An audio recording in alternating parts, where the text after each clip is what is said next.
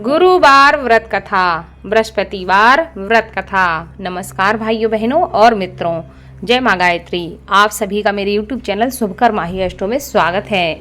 आज गुरुवार के दिन सुनेंगे गुरुवार की व्रत कथा।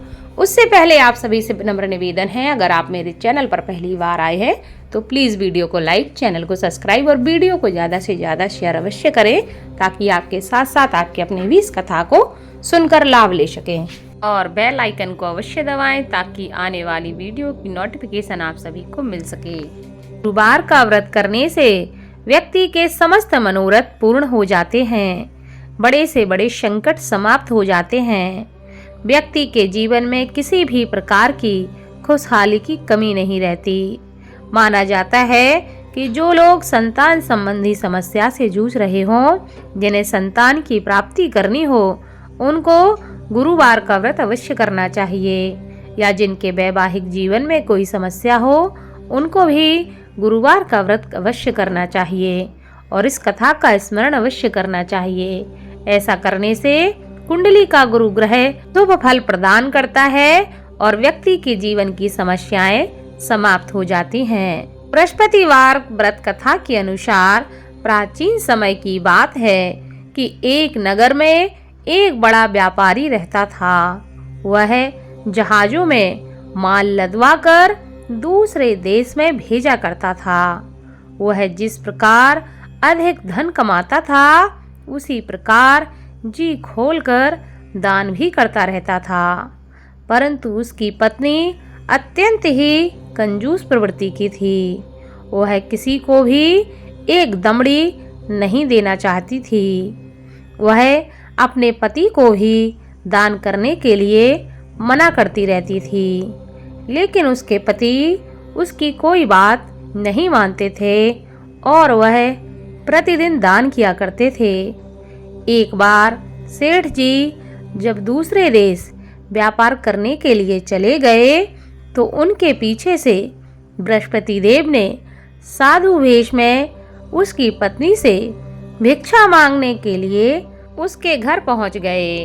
व्यापारी की पत्नी बृहस्पति देव से कहने लगी कि हे साधु महाराज, मैं इस दान और पुण्य से तंग आ गई हूँ। आप कोई ऐसा उपाय बताएं जिससे मेरा सारा धन नष्ट हो जाए और मैं आराम से रह सकूं। मैं यह धन लुटता हुआ नहीं देख सकती। बृहस्पति देव कहने लगे कि हे देवी, तुम तो बड़ी ही विचित्र हो। हर स्त्री चाहती है कि उसके घर में धन धान की कोई कमी ना रहे, उसके घर में हर प्रकार का सुख रहे, पर पता नहीं तुम कैसी हो जो चाहती हो कि तुम्हारा सारा धन नष्ट हो जाए। संतान और धन से क्या कोई दुखी होता है जो तुम धन से इतनी दुखी हो? अगर तुम्हारे पास धन अधिक हो गया है तो तुम इसे अच्छे कार्यों में लगाओ। कुंवारी कन्याओं का विवाह करवाओ, विद्यालय बनवाओ, बाग बगीचों का निर्माण कराओ। ऐसे पुण्य कार्य करने से तुम्हारा यह लोक भी सुधर जाएगा और परलोक भी सार्थक हो जाएगा। परंतु साधु की इन बातों से व्यापारी की पत्नी को कोई भी खुशी नहीं हुई। उन्होंने कहा, मुझे ऐसे धन की आवश्यकता ही नहीं है जिसे मैं दान में दूं। अब बृहस्पति देव कहने लगे, यदि तुम्हारी ऐसी इच्छा है तो तुम एक उपाय करना।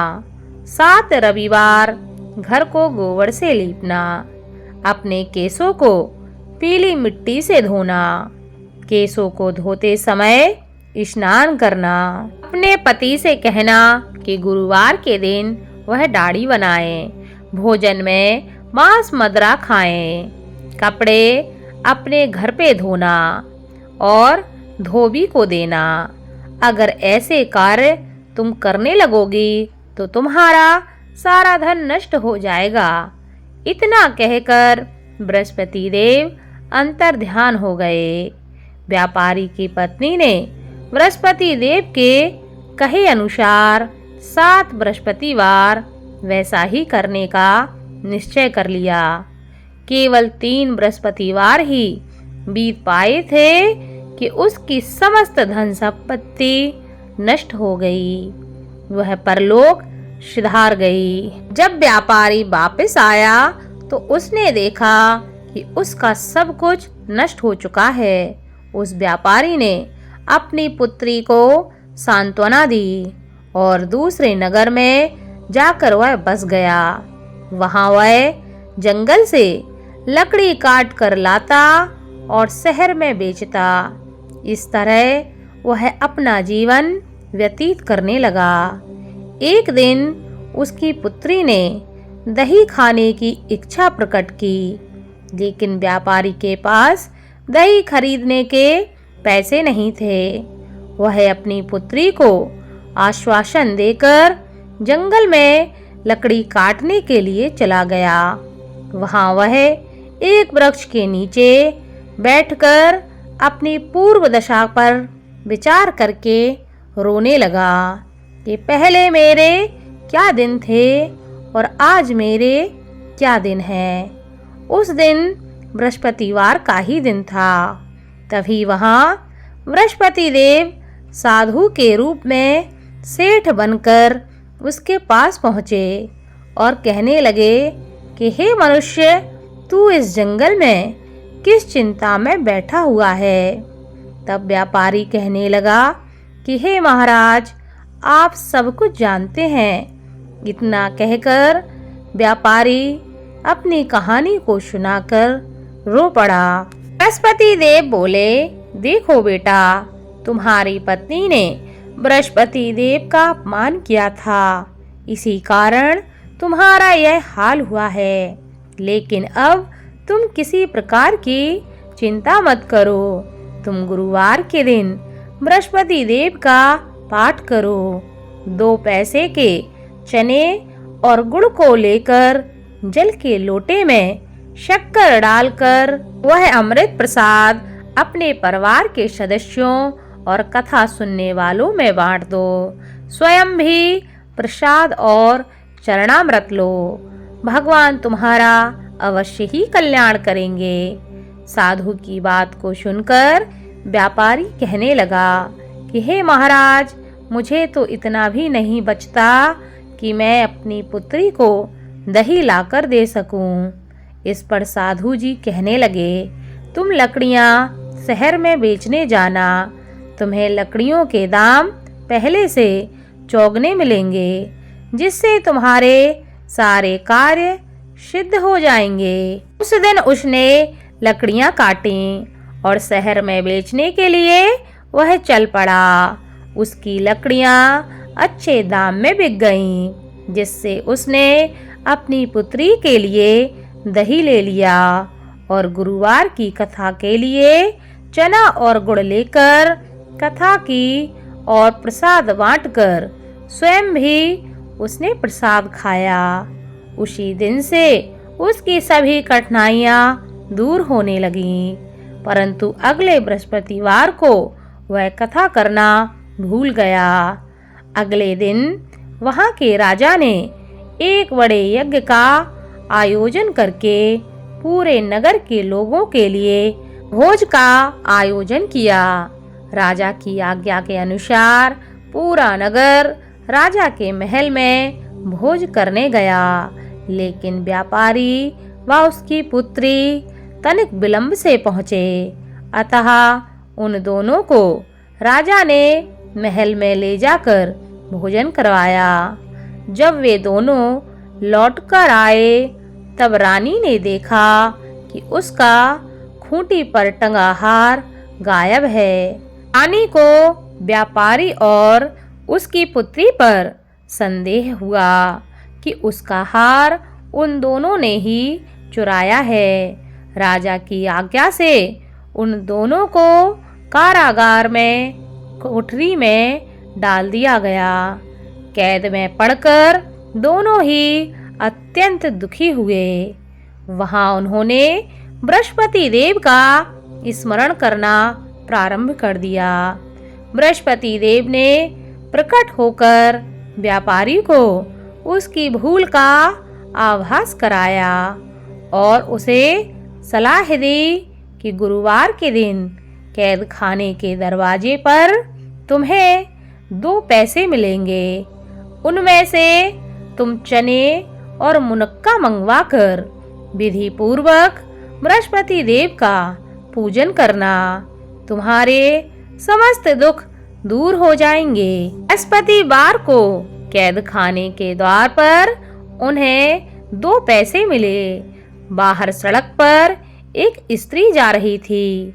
व्यापारी ने उसे बुलाकर गुड़ और चने लाने को कहा।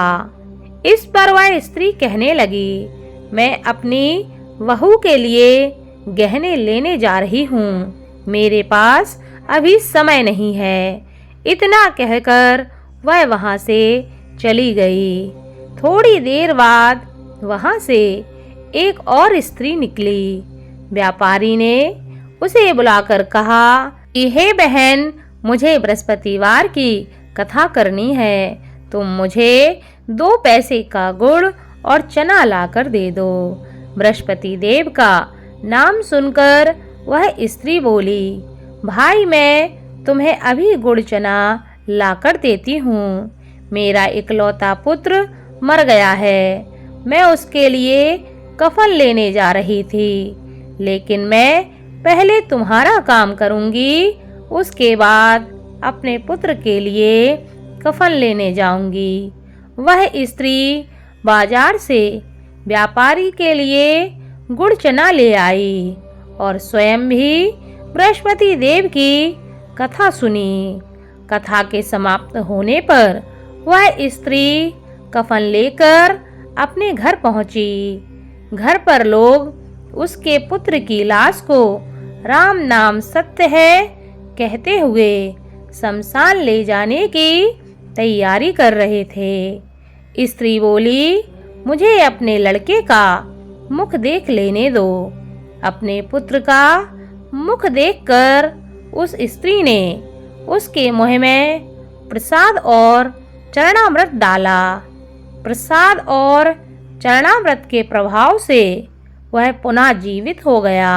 पहली स्त्री जिसने बृहस्पति देव का निरादर किया था, वह जब अपने पुत्र के विवाह हेतु पुत्र वधू के लिए गहने लेकर लौटी और जैसे ही उसका पुत्र घोड़ी पर बैठकर निकला, वैसे ही घोड़ी ने ऐसी उछाल मारी कि वह घोड़ी से गिरकर मर गया।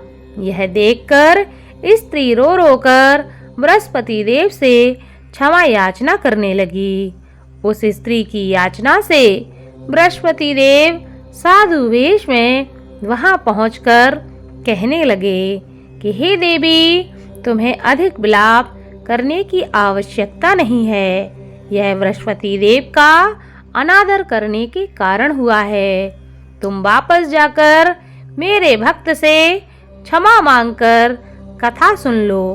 तुम्हारी सभी मनोकामनाएं पूरी हो जाएंगी। जेल में जाकर उस स्त्री ने व्यापारी से माफी मांगी और उसने कथा सुनी। कथा के उपरांत वह प्रसाद और चरणामृत लेकर अपने घर वापस लौट गई।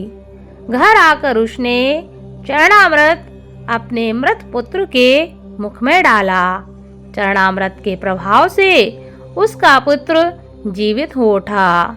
उसी रात बृहस्पति देव राजा के सपने में आए और कहने लगे कि हे राजन, तूने जिस व्यापारी और उसकी पुत्री को जेल में कैद करके रखा है, वह बिल्कुल निर्दोष हैं। तुम्हारी रानी का हार वहीं खूंटी पर टंगा है। दिन निकला तो राजा रानी ने हार खूंटी पर लटका हुआ देखा।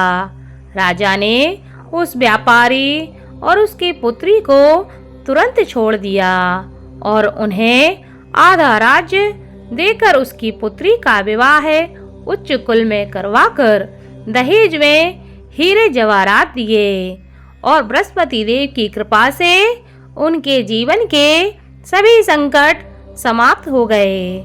बोलो बृहस्पति देव की जय।